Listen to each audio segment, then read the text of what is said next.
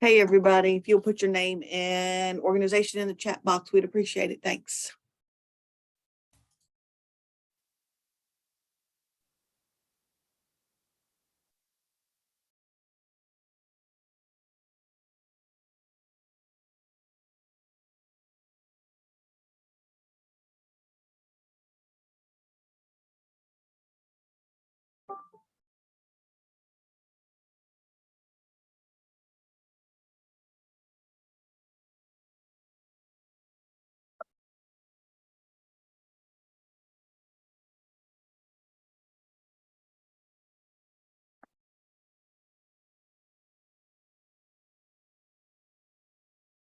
Happy New Year to you too, Ginger.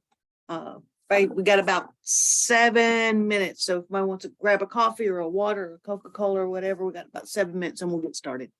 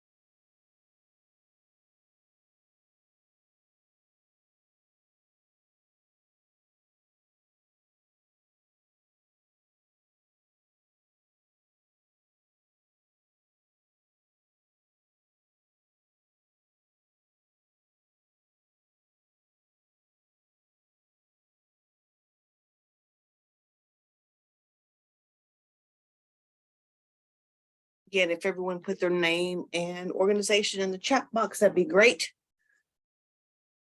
That also will help make sure that we have we remember to send everybody the follow-ups to the training we're going to do today. There'll be some follow-up information we'll want to send you. Thanks. We got about 5 minutes and we'll get started.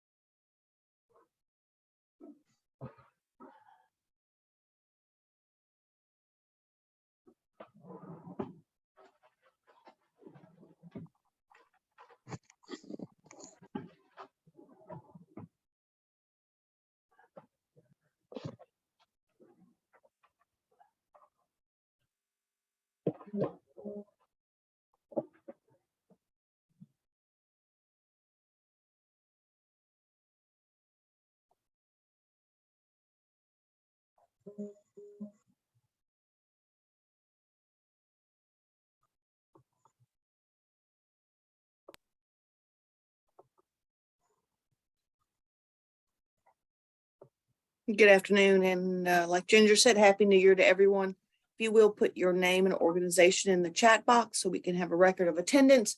Also, we can make sure we don't miss anybody when we're sending out the follow-up information from today's meeting. And there will be quite a bit of that as we'll be doing our training for our 2023 point in time count. We have 4 minutes and we'll get started. Thank you.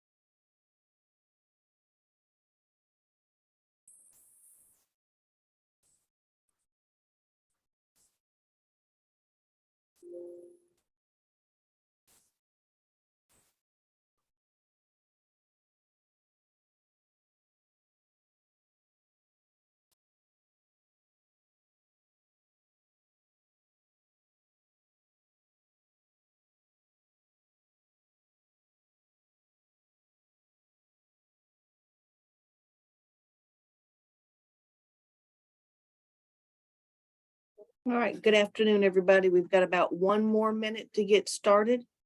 And then we'll get going. If you have not already, please put your name and organization in the chat box. Looks like we've got lots of folks here today. And we'll say a quick welcome to everybody in just a minute. Let me close my door. Thank you.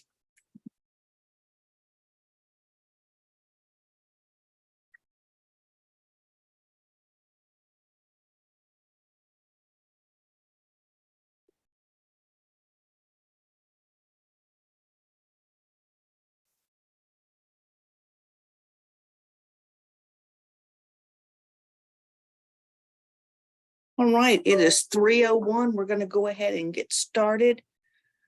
And I see that a couple of folks are having some difficulty with audio. So if not able to say hello, we will do it for you.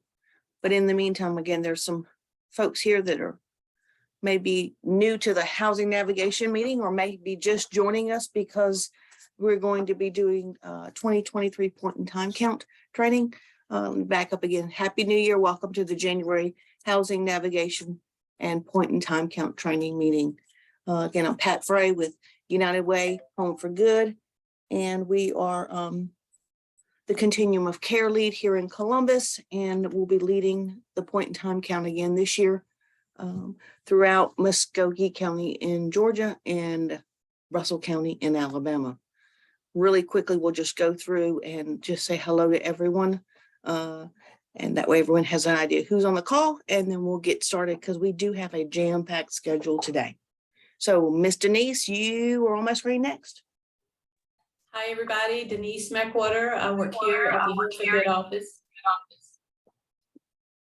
Miss Ginger. Hey, everybody. Ginger Thomas, Safe House Ministries. Happy New Year.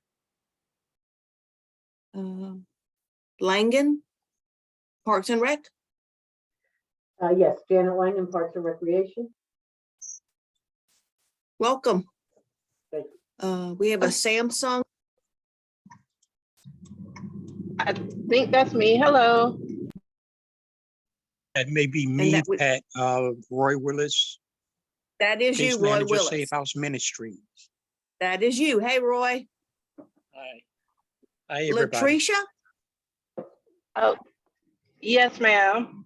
Look, I'm sorry I'm driving. I was trying to come to the in-person, but I couldn't figure out where to go. So I have to find somewhere to park now. Okay, Latricia, and you're with? I'm by myself. I just wanted to volunteer. Okay, cool. Well, welcome, welcome, welcome. Hello. Hey there. You want to Okay. introduce yourself to the group? Okay. My name is Tina Giles. And I wanted to help because I've always wanted to help with the homeless, and so that's why I volunteered. Great. Well, welcome, welcome. Miss Allen, you're next. Oh, hi, everybody. I am Kimberly Allen. I'm with the Salvation Army's Rapid Rehousing Program. And which column am I on? This is the point in time count, right? Navigation point in time count training. Yes, ma'am. Oh, You're okay. good. I saw two Zooms. I'm sorry. I want to make sure I was on the right one. So yeah, I'm with the and you- Salvation Army Rapid Rehousing Program. And I am excited about volunteering this year for the point in time counts. This is I'm not sure how many years it's been, Pat, for volunteering for me, but I'm excited. We're not going to say that because we're not going to tell our ages. And you got a new due in the new year. Yes, new me. Woohoo. All righty. That's The it. next one is Miss Andrea. Can you hear us and can we hear you, Miss Andrea? I know Krista was having some difficulties. Okay, Andrea has no mic. Andrea Powell with Open Door Community House, also Crystal Feliciano with Open Door Community House. Miss Jamie Lee, you are next. Hey, everybody. Happy New Year. I'm Jamie Lee. I'm from Safe House Ministries here in Columbus, Georgia. Miss Terry Edwards, all the way from Harris County. Hey everybody, Happy New Year. This is Terry Edwards of Harris County Family Connections. Glad to be here. Welcome. Miss Devlon, and I think you've got a couple folks with you. Good evening. This is Devlon Preston with Southwest Georgia Housing Opportunities, along with Liz and Lydia Jackson. Hey, welcome, ladies. Hello, Pat. Looks like we got next is Tarika.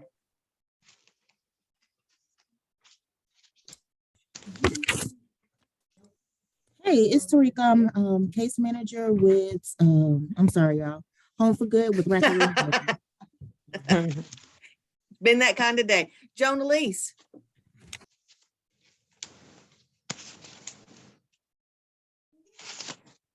All right, we'll come back to Joan Elise. Joan Elise is at the United Way. We've got Miss Tammy Redding. I'm here. Wait a minute. Okay, Tammy. Tammy is also with Home for Good. Drew Johnson.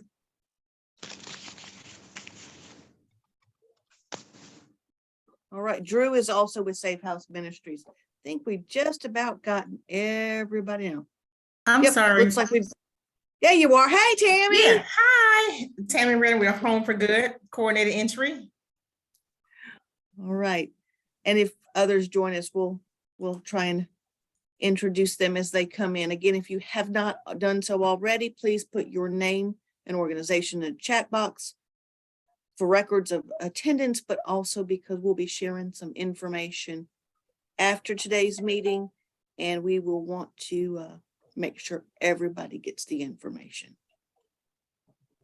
I am going to share my screen here. First of all, I'm going to make sure I'm recording. Yes, I am recording. Yay. So that way we can send it out, and in case we miss something with the training, someone will get it. Looks like we're going to have other folks joining us that they look like they're accepting now. So there'll be folks jumping in, but we're going to go ahead and get started here. Let me share my screen.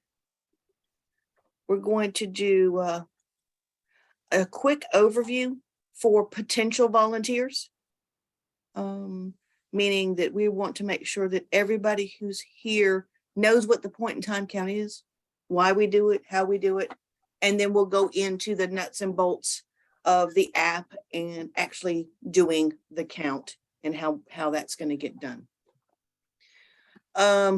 Yeah, Kim mentioned that it's been a few years that some of us have been doing this, and some even longer than that. I think Liz probably conducted one of the first point in time counts, or was involved in one of the first point in time counts in the early 2000s, probably.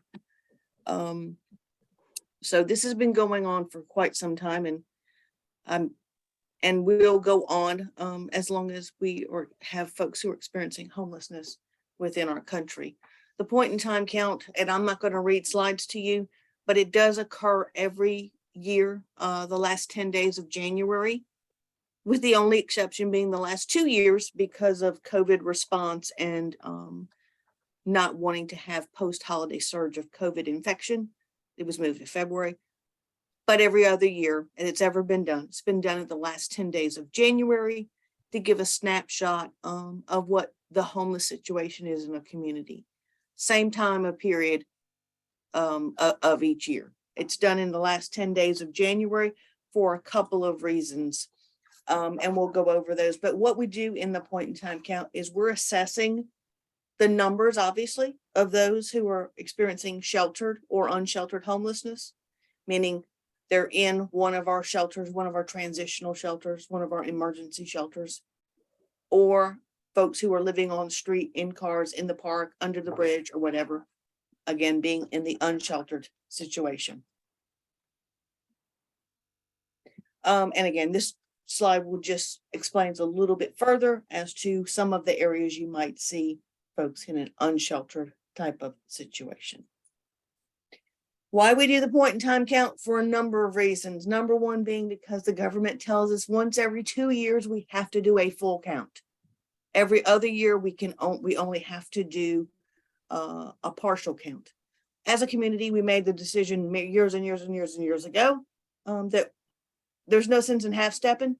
So we just do a full count every year, which means we do the sheltered and the unsheltered. So we're doing it to meet the requirements, the reporting requirements. But more importantly, we're looking at it from being able, yes, to look at the numbers, but more to look at trends, to see, are we seeing an increase in one versus a decrease in another? Are we seeing populations that have not been on our radar before, now on our radar? Or are there populations that we have focused on for years that their numbers are on the decline when it comes to experiencing homelessness? So do we need to realign some of our resources in our community and those kinds of things? And just making those strategies on community planning. That is the number one reason we do it. Again, I said it takes place in the last 10 days of January. And one of the reasons why is because it's so cold. Everybody says, why do you do it in January? Because it's so cold. We do it in January because it's so cold.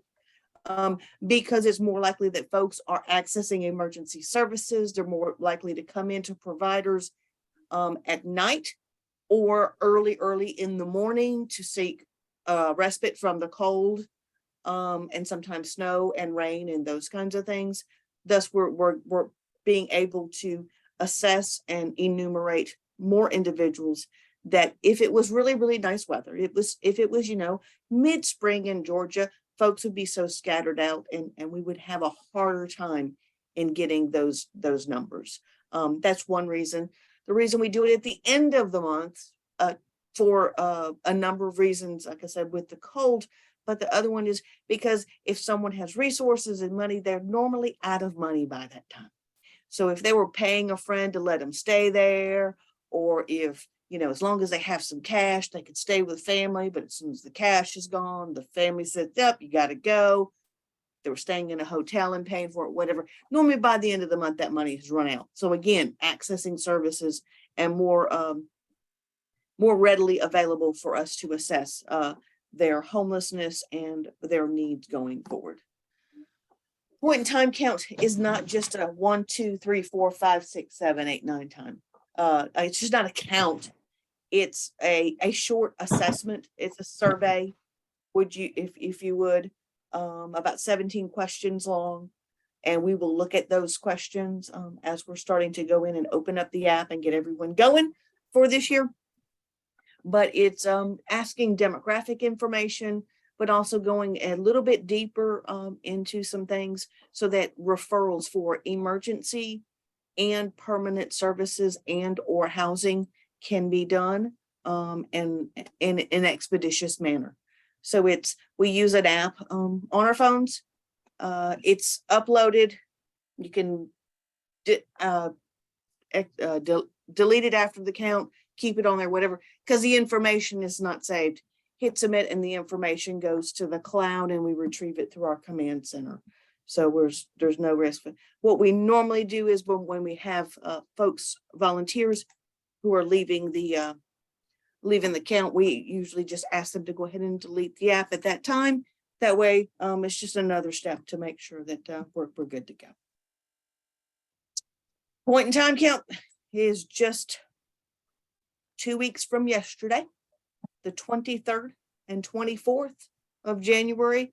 Monday, the 23rd, we will do the sheltered count, which again, will be going into the shelters across our community and assessing the needs of those experiencing homelessness in those shelters. And that will take place again on the 23rd. We will kick off here at the office a little bit after 5 with a light dinner. And then teams will go out into the shelters to assess those experiencing homelessness who were in the shelter that night. The next morning, we will start bright and early at 5:30 a.m. back here at First Presbyterian. And we will have a light breakfast, and everyone will get up with their team and their escort We have law enforcement escorts that will be accompanying every team who goes out on our our unsheltered count. So the escort and the teams will go out to their assigned locations. Those locations and team assignments will be sent out the Friday before the point in time count. Again, that's one of the reasons we need to make sure we have documented everyone's training so that everybody can volunteer for a shift. Can't do that until you've done the training. And that way too, we can follow up with your team assignments. With the unsheltered count, well, we'll leave the office around 6 o'clock. Most teams will be done by 10. 1 or 2 will be out till probably 11. And then be within probably 24 hours of ending the count, we could have some preliminary numbers for dissemination to those who participated in the count and those who'd like to know what the preliminary numbers are. The preliminary numbers and the numbers that we end up with usually are only about a percentage point off from each other. We do leave it quote unquote open for the week. So up until the following Monday, anyone that we meaning community providers assess, we encourage the provider to ask them where they spent the night on the night of the count, to go ahead and do a survey with them. And that way, if they're a duplicate, they can easily be deduplicated, but we'd rather have a duplicate that we need to take off than to have someone that we missed that could use the services. Talking about trends, this is one of the, this is just a snapshot of some very, very, very, very basic information that is gathered from the point in time count. As you can see, this goes back to 2016. And this is tracking 2016 through 2022. And just looking at male and gender breakdowns, those who are children, meaning those who are 17 and younger, who are experiencing homelessness. Again, this is all on day of point in time count only. It's not a year, it's not a week, that night, that particular night. Those were unsheltered or sheltered. And then the sheltered and unsheltered broken down by gender as well. But as you can see, we have a decrease since, let me move this over. Okay, since 2016, there's been an overall decrease of 20% of homelessness. There's been a 33% decrease in the males experiencing homelessness. Okay, females, we're looking, I'm sorry, right here, we're actually the same as we were in 2016. That's why this is showing 0 increase since 2016, but since over the past year, there was an 8% increase.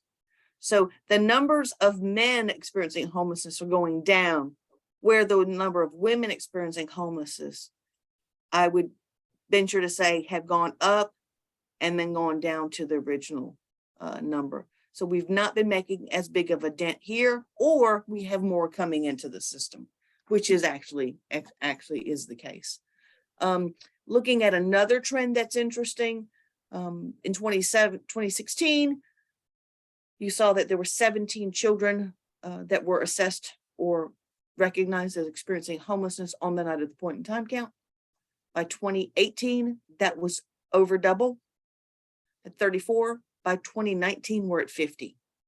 And those of you who have been around a while, this right in here, between 2017 and 2018, we started saying we have an issue because the numbers were here and we have got to have some change in our service models in Columbus. And then right in here, 2018, 2019 is when there were some changes made to the service model of our good friends at the Salvation Army for their emergency shelter. An emergency shelter that served single adult men for 47 years, and based on trends and numbers from not only point in time count, but this was a starting point of conversation. Some changes were made to programs so that those who were increasing in need could get the services they need in our community. So that's just one example of one of the trends that have helped make some decisions. And since 2016, we're looking at from 2022. So it looks like we're less than half of what we were in 2022 of those as experiencing homelessness on the night of the point in time count. Okay, and again, this was out to potential volunteers. So if you wanted to volunteer, you click and register for training. We're already here. Or contact Rachel or Kathy. Before we go any further, I'm going to stop sharing here. Have a glass of water and see if there's any questions, comments, or anything else while we're going.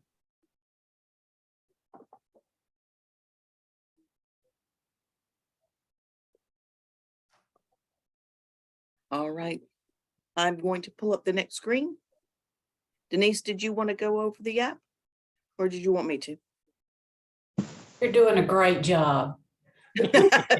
Not really, but okay, here we go. I'm going to, yep, here it is. Okay. And I'm going to go from the beginning. Come on. There we go. All right, let me share my screen. And we'll be ready to roll.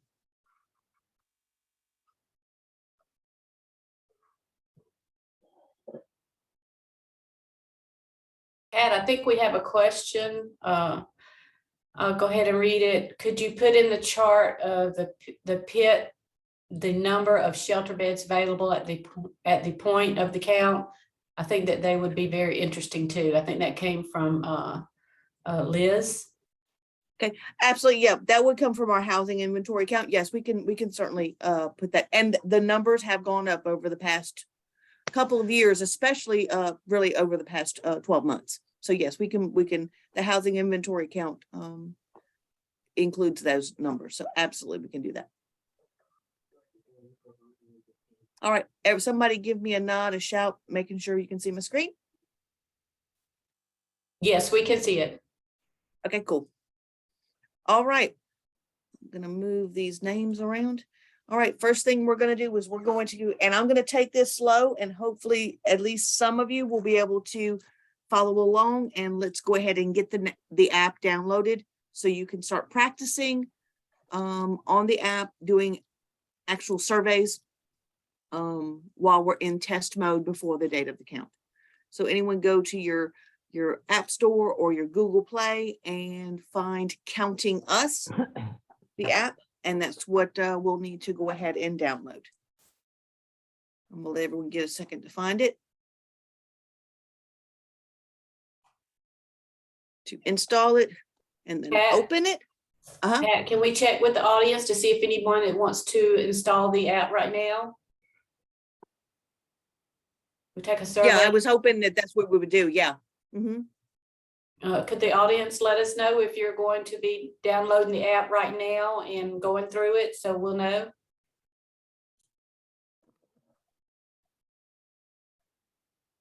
Nobody's talking to us, Denise. Oh, well, I do see we have a going, couple of them that are downloading it right now.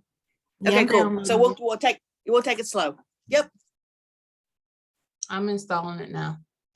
Cool.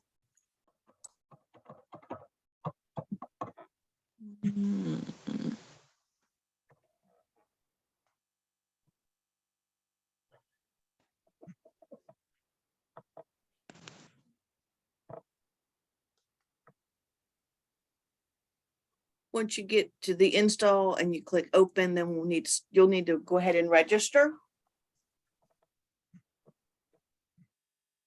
And I'm going to hush. I'm not going to sit here and read the slides. It's right up here for you on prompting you through the registration. I would add though, everyone please use your work email address, not your personal email address. And if you're anything like me, make sure it's a password either you know you will remember or you put somewhere to remind yourself where it is or what it is. You can reset it, but there's nothing worse than having to reset it on the morning of the count.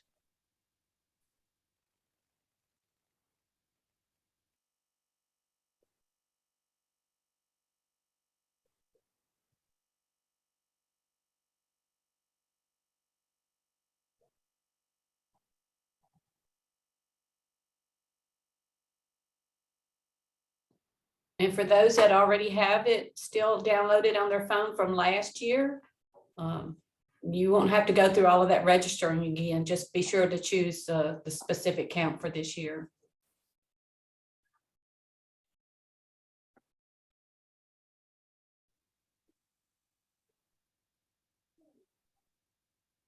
All right, is everyone, or if someone can give me a nod, a thumbs up or a shout that we're at the point where we can move past the register screen, that'd be great. Or we can wait, just let me know. We had 3 individuals downloading the app. If they could put something in the chat to let us know, they're good to go. Okay, I registered mine and I'm getting an error saying communication failure. Same here. I'm getting the same error message. Communication failure, huh? Okay, well, you know what? Let's go here. Well, now it's saying that the email's been registered, so I went back and hit log in, so I'm in now. Is it because you were in before, Kim? You were in Oh, last you year? know what? I thought about it. I forgot, yeah. Oops. Have mercy. I went to talk to tell them I had it, and now I can't get the screen. Uh-oh, sorry. Find the exit screen. I was able to log in. Okay, I'm in. Okay. Sorry. Okay. All I'm right. in too. Exit Awesome. screen. Yay. I don't know. Okay, so if you will, you logged in. Choose the count would be your next There it is. right click. there. That's it. If you're not directing it to the group, please go ahead and mute yourself. Okay, thanks. And choosing the count, you're going to go join the new count because it's a new year, new count. We've done this probably, I think this is our 5th year using the app. And we have a setup key each year. This one is Columbus, not case sensitive 23. Again, Columbus 23. As you can see, this one, we still have to slide right here from 2020. So yeah, Columbus 23.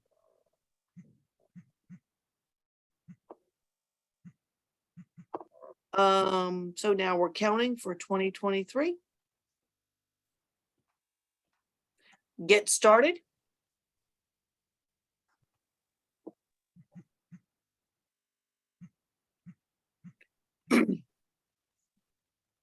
Someone will holler, let me know that they're there. On the slide that says this count is in test mode, the one with the yellow at the top. Should I allow that counting us to access my device's location? Absolutely, because we're going to get into that in just a minute. Yes. Normally it asks it a little bit later, but yes, ma'am. That's going to help you GPS coordinate exactly where you were when you took that survey.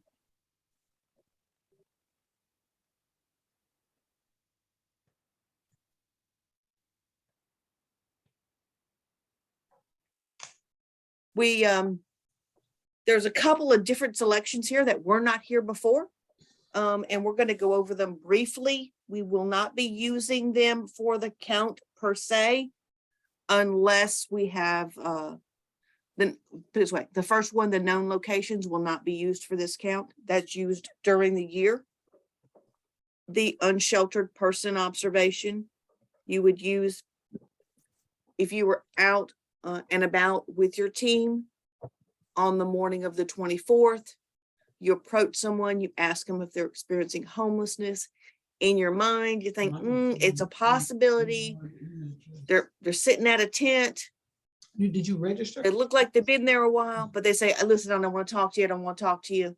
All you're doing is noting the observation. They will not be counted in the official count, but it's noting an observation. It alerts the outreach teams a place to keep an eye out on. The two we'll be focusing on is the unsheltered survey and the sheltered survey. At this point, we're going to click the sheltered survey just for the sake of this training. please, again, we're in test mode between now and 3 o'clock on Monday, the 23rd. We will come out of test mode. So do shelter surveys, do unsheltered surveys. Mickey Mouse, Donald Duck, your name doesn't matter. Because it will be registered under your name as you doing the survey. Number one, it gets you practice. You'll be more comfortable. You'll be able to have a conversation more with the people than just sitting there reading a screen and punching answers. It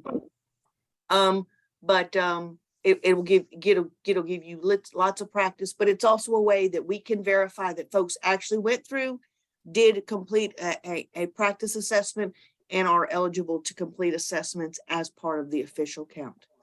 Not doing a practice assessment, a dummy assessment, a sample, whatever you want to call it, you would not be allowed to participate as a surveyor in the count.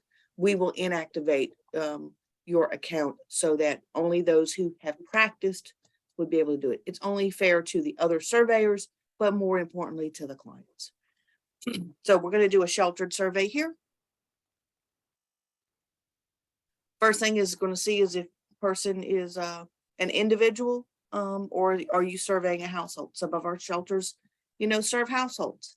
So again, individual or household, which is appropriate when you're doing the survey here, just practice and play. Because we selected the sheltered survey, okay, it's going to ask you for a project type, organization, and project. Don't fret. Number one, when you get your team assignments and are participating in the shelter count, that will be on the email you get with your team assignment. So you will know exactly what to click here. It will also be reminded of that on the evening of the count before we leave. We will hand you something, a little card with it on there just in case. And your team lead will also have that information. We won't leave you out there to dry, but so you will need to check each of these. And the reason it's done like this is because some organizations have more than one project, and some organizations have more than one project type. So this way we make sure, because each one of them have to be pulled differently for reporting purposes. This will, again, is the thing that you were asking about. I think it was you, Tiffany, about the location. If you click next step here, it just automatically pinpoints exactly where you are. For instance, Pat does a survey. I conduct a survey and I click, for instance, Chattahoochee Valley Jail Ministries, Grace House. But when the GPS coordinate is looked at, it's actually Freedom House. We can make that adjustment. Again, it's another way to make sure what we're getting is true information. But on the other side of that coin, if this was an unsheltered situation and you saw Pat at 8 o'clock on that Tuesday morning at the corner of 3rd and 18th, hanging out there, what we call catch out corner. Creatures of habit, humans are creatures of habit.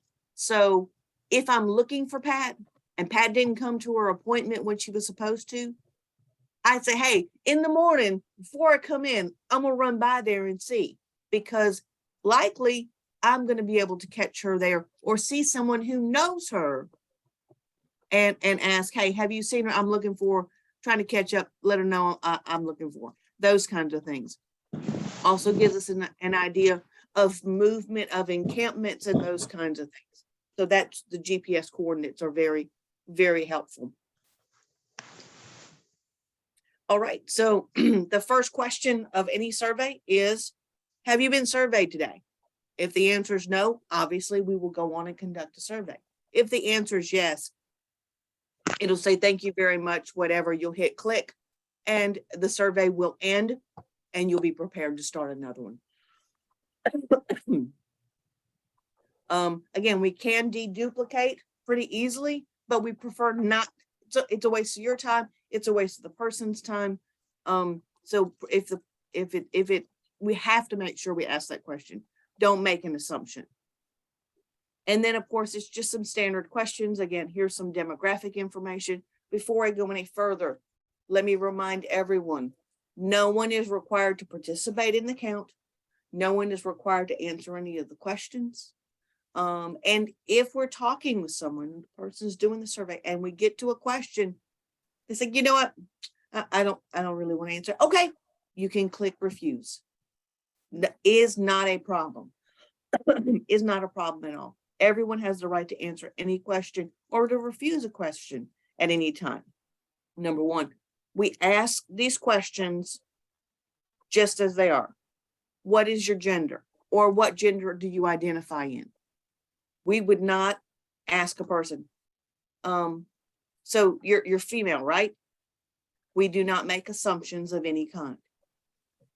You're white, right? We do not make those assumptions. You're not Hispanic, right?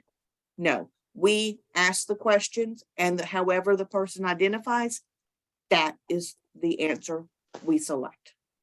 It's just like when we're entering someone into HMIS. 1 second.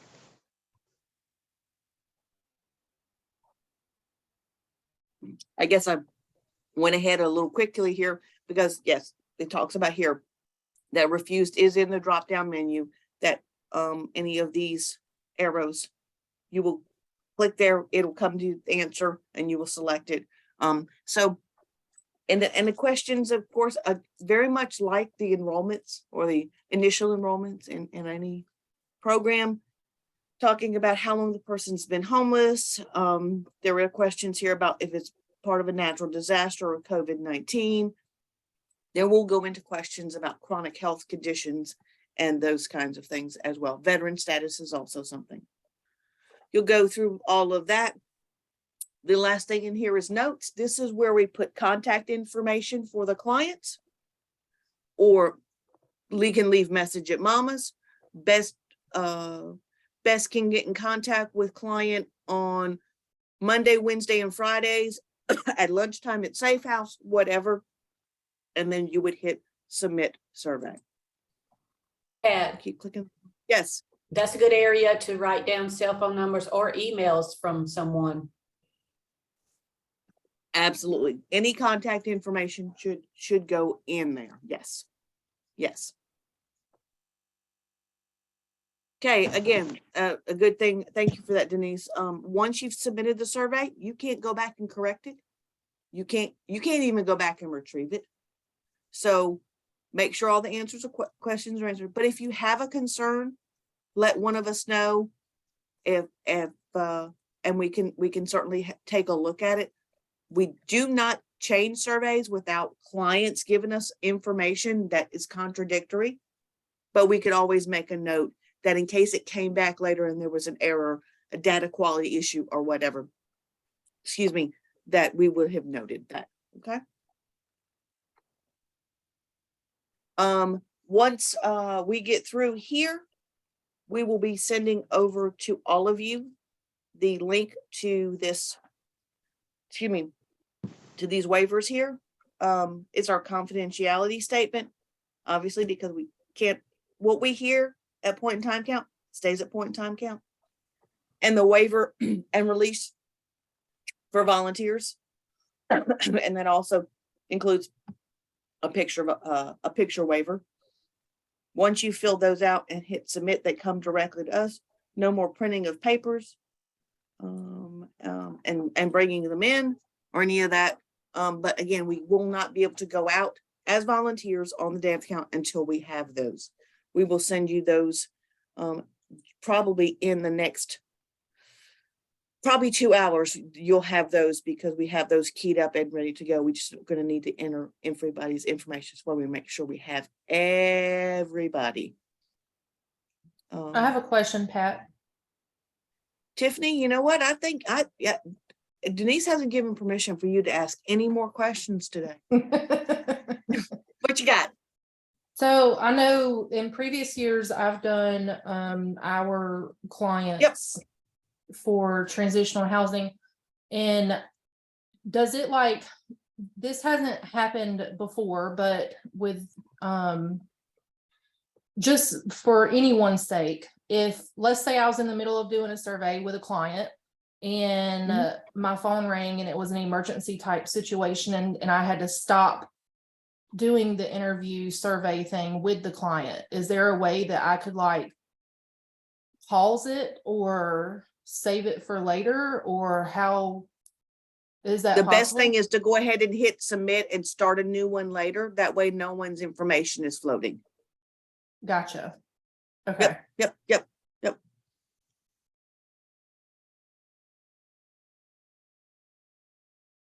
Absolutely.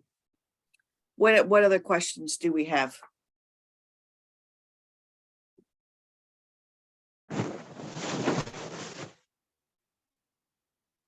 Shelter beds. I'm trying to go through the chat here to make sure.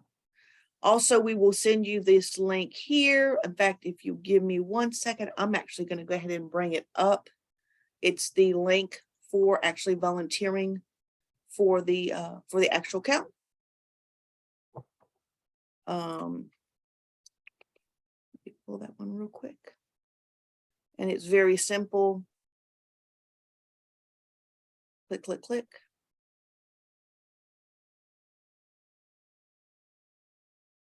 There we go. Hey, Pat, I have a question. Go ahead. Is there a deadline for volunteers to sign up? Yes, actually there is. Next Thursday is our last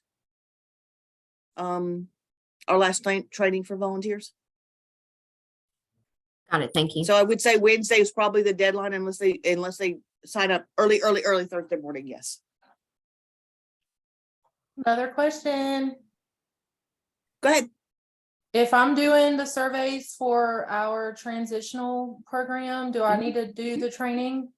Like, cause I know I think I've done it before in the past, but do you have to do it each year?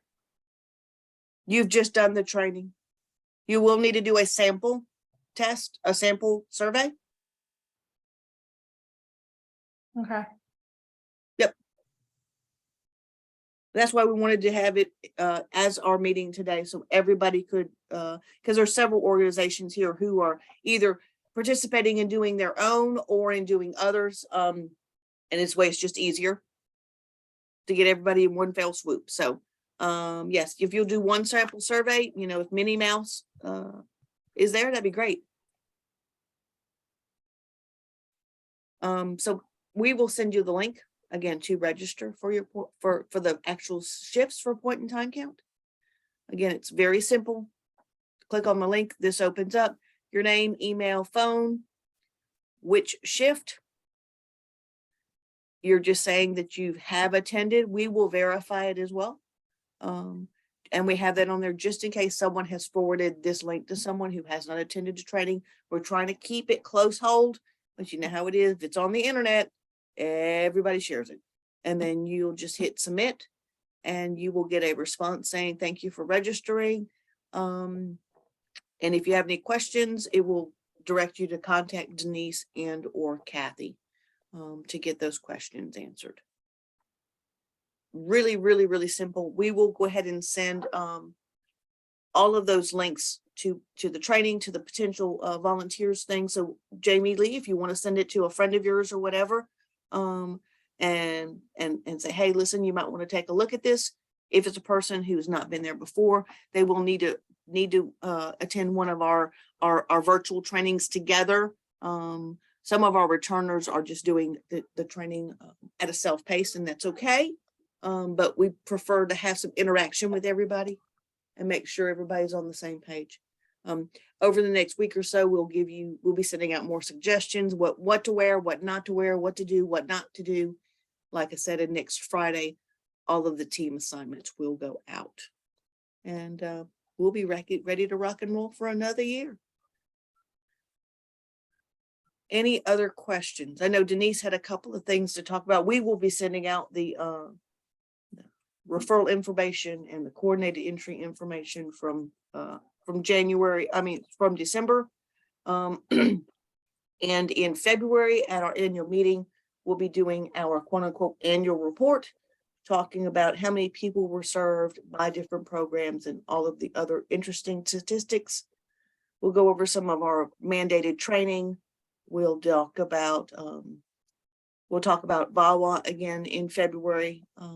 We will also have a guest speaker, Chance Corbett, Director of Emergency Management here in Muskogee County, will speak to us briefly about a symposium that the city of government will be hosting in March, trying to recruit volunteer organizations or community organizations to assist in times of disaster. Speaking as a VOAD, of volunteer organizations active in disasters. So he'll be joining us as well. And we'll send a save the date out for that. That will be February the 23rd this year. We're putting it a little bit later in the month because of some statistics we needed, and we wanted to make sure that they were ready to go. Any other questions? Denise, I think you had some things about meetings coming up, and any other, we'll have some open discussion about announcements or whatever. Yes, Pat, that's right. I've made a schedule of the meetings for this year from January to December. We will send that out to you along with this information as soon as the meeting is over. And I make an update for the change Pat just made today. That's okay. But I just wanted to remind everyone that we are trying to get back into in-person meetings as much as that our community will allow. But we do base that on what our president of United Way mandates for everyone. If at any time that it changes, we'll let you know. But as of this year, we're scheduled for 4 in-person meetings. The first one is going to be for March, and it's dated for March the 7th. And it will be held at our United Way location on First Avenue. And we'll send all the information as far as how to get there and things like that ahead of time. But I just wanted to give you a little bit of heads up that that is coming. And you will receive the other dates along with that. But all of the dates that are in person are listed on this list, and also the ones that are for Zoom. So, but that's all I have, Pat. Are there any questions about that? Okay, thanks. Thank you, Denise. I'm trying to open it up. My chat blew up. There we go. I can see everybody now again. Perfect. Anybody got any other things going on? Anything happening in their organization? Anything exciting to report? Before we wrap this meeting up for the day. I don't have anything to report, but I had a question. Of course. So, well, I have two questions. First question would be, is there anywhere in the area that the homeless population that provides the homeless population access to an address they can use, like the homeless resource used to do, where they can get mail as far Safe House does. Okay, I just want to be sure because I didn't want to put them out there. So that's the first question. And the second question would be, is the prevention program still open? Which prevent? There's lots of different ones. Oh, well, let me just say this then. So I ended up getting a call, and I had a individual, and I actually know them. The individual has 2 girls that he took custody of. He had a job as a coach in Alabama, and he ended up getting cancer, and he had to end up quitting his job because due to his health. He's in Emory Hospital right now, but in the midst of him, it just came all of a sudden. In the midst of him getting trying to treatment, they're trying a new treatment on him in Emory. In the midst of, he ended up getting an eviction notice. So his family's trying to help out as much as possible, yet trying to keep up other affairs for him too. They did get him approved for SSI quickly. However, it's not enough to cover his bills. And of course, he didn't know this was going to strike him. Get an eviction notice, but they're trying not to let him know that he's not going to have a home to come back to, because they don't want to put any more stress on him. He's only like 45, 46 or whatever. So they've been calling, and I've been trying to help them come up with something to try to help them or whatever, trying to see if they need to answer the eviction notice or what, because she said they probably. have First to- thing is yes. First thing you always answer. Okay, Always answer. I think she did. though. Yeah. That buys you time. That buys you time. And then the second thing is make sure that we get that they either call or access online the online forms for 211 for Okay. prevention referrals. Yes. There is prevention available through ESG. There are prevention funds that are still available through other sources. Yes, ma'am. Okay. Yeah, it kind of stole my heart. So I was trying to, because they didn't know about anything. And this is the first time they have ever been hit with something like this. So I got the Right, call and I right. didn't just want to leave them Right. hanging. So yeah, I've been Right, trying to right. navigate, help them navigate some resources. So yeah. Yep. 211 is always the place I would start. Okay. And you have the online intake Right. link, correct? Yep. Yeah. Yep. Okay. And you can go to the 211 website too and just do some research and actually help them access some resources right there without even doing the intake. So I would do all three. Okay. Yep. All right. Yep. Overkill is not a bad thing when we're looking at, something like that. Yep. Right. All right. Thanks. Cool. Anything else? All right, if you have not done so already, please, please, please, please make sure your name and organization is in the chat box. And that way we can make sure we get the links to all of the information to everybody here who's attending, who attended, and make sure that everyone has the opportunity to sign up for a shift, fill out their forms, and again, to share the information with others to see if they would be interested in volunteering as well. Have not done in the past, you will have to attend a virtual in-person meeting. You cannot do a self-paced training if you have not done it before. Any questions? Yes. Reminder about the statement of confidentiality. We need those Yes. updated. If you've done one last year, we still need one for this year. That's correct. We have to do one every year. Absolutely. Absolutely. And where do you get that from? There will be the link. It's in the slides, but we'll send you the link. Okay. It's on slide 17 that of the presentation we're gonna send you. Okay. Okay? Yep. All right, we'll let it stay open for about 45 more seconds in case somebody needs to add something to the chat. Other than that, you guys have a wonderful day and we'll see you hopefully in a couple weeks at the point in time count. Thanks, guys. Thank you. Thank you.